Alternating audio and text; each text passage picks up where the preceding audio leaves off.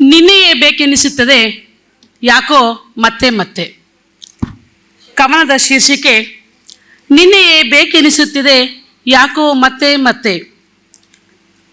ನಿನ್ನೆಯೇ ಬೇಕೆನಿಸುತ್ತದೆ ಯಾಕೋ ಮತ್ತೆ ಮತ್ತೆ, ಮರ ಮರ ಮರುಗುತ್ತಿರುವೆ ಹಿಂದೇಕೆ ಬಂದೇನಾ.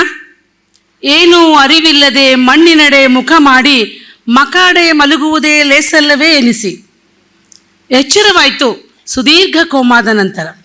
ಛೇಛೆ, ಎಷ್ಟು ಕಾಲ ಮಲಗಿದ್ದೆ ಎನಿಸಿ ಬೇಸರವೋ ಬೇಸರ.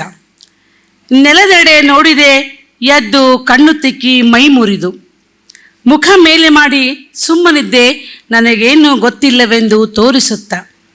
ಮಣ್ಣ ಕಥೆ ಮಣ್ಣಿಗೆ ಬಿಡಿ, ನನಗೇನು.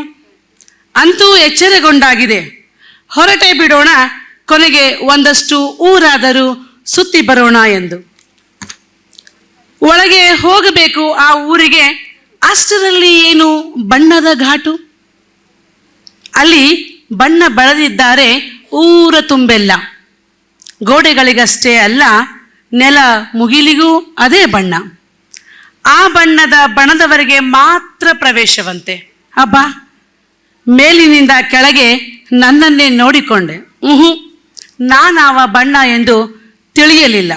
ತೆಪ್ಪಗೆ ದೂರ ಉಳಿದೆ. ಊರು ಮತ್ತೊಂದು ಇದು. ಕಣ್ಣಿಗೆ ಧೂಳೇ ಧೂಳು, ಜೋರಾಗಿ ಬೀಸಿ ಬಂದ ಗಾಳಿಯಿಂದ. ಇರಲಿ ಬಿಡಿ ಧೂಳು ಎಂದುಕೊಂಡೆ. ಕಣ್ಣು ಹಾಯಿಸಿದರೆ ಊರು ತುಂಬ ದೆವ್ವ ದೆವ್ವದಂಥ ಧ್ವಜಗಳು. ಅವು ಧರ್ಮಧ್ವಜಗಳಂತೆ. ಅವರಷ್ಟೇ ಅಲ್ಲಿರೋ ಲಾಯಕ್ಕು. ಮೊದಲೇ ನಾಲಾಯಕ್ಕು ನಾನು. ಹಿಂತಿರುಗಿದೆ, ಸದ್ದು ಮಾಡದೆ. ಬೆತ್ತಲೆ ಪಾದ ಎತ್ತಿಡಲು ಹೋದೆ ಬೇರೆ ಊರಿನ ಮಣ್ಣ ಮೇಲೆ. ಅಲ್ಲಾಗಲ್ಲೇ ಅದಾರೋ ದೊಡ್ಡ ದೊಡ್ಡವರ ಪಾದುಕೆಗಳ ಹೆಜ್ಜೆ ಗುರುತಿವೆ. ಅಸಲಿಗೆ ನನಗೆ ಗೊತ್ತೇ ಇರಲಿಲ್ಲ ಅಂಥಲ್ಲಿ ನಾನು ಹೆಜ್ಜೆ ಇಡಬಾರದೆಂದು ಫತ್ವಾ ಹೊರಡಿಸಿದ್ದಾರೆ ಎಂದು. ಅಂತೂ ಇಂತೂ ನಾನು ಒಗ್ಗಿಕೊಳ್ಳುತ್ತೇನೋ ಇಲ್ಲೋ ಈ ಮನುಷ್ಯ ಲೋಕದ ಸಂತೆಗೆ. ನೇತು ಹಾಕಿದ್ದಾರೆ ಅಲ್ಲಿ ದೊಡ್ಡದೊಂದು ಫಲಕ, ಬೇರೊಂದು ಊರ ಬಾಗಿಲ ಮುಂದೆ. ಅಲ್ಲಿರುವವರೆಲ್ಲ ಒಂದೇ ಜಾತಿಯಂತೆ. ನನಗಾರು ಹೇಳಬೇಕು ನನ್ನ ಜಾತಿ? ಅಬ್ಬಾ, ಈಗ ಸ್ವಲ್ಪ ನಿರಾಳ, ಬೇಡವೇ ಬೇಡ ಈ ಊರುಗಳ ಸಹವಾಸ ಎನಿಸಿದಾಗ. ಸಿಂಪಡಿಸಲಾಗಿದೆ ಅಲ್ಲಿ ಸತ್ತ ಬಡವರ ನೆತ್ತರಿನ ರಂಗು, ಮನೆಯಂಗಳದ ಹೂವು ಹೂವಿಗೂ ಕೂಡ. ಬಿತ್ತಲಾಗಿದೆ ಅಲ್ಲಿ ಹೆಜ್ಜೆ ಹೆಜ್ಜೆಗೂ ಮಣ್ಣ ಕೆಳಗೂ ದ್ವೇಷದ ಮುಳ್ಳುಗಳ. ಸಾಕು ಸಾಕು, ಮತ್ತೆ ಎಚ್ಚರಗೊಳ್ಳದ ಆ ಸ್ಥಿತಿಯೇ ಬೇಕು.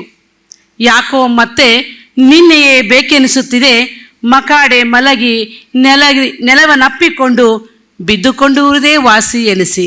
ಯಾಕೋ ನನಗೆ ಮತ್ತೆ ಮತ್ತೆ ನಿನ್ನೆಯೇ ಬೇಕೆನಿಸುತ್ತಿದೆ. ಧನ್ಯವಾದಗಳು.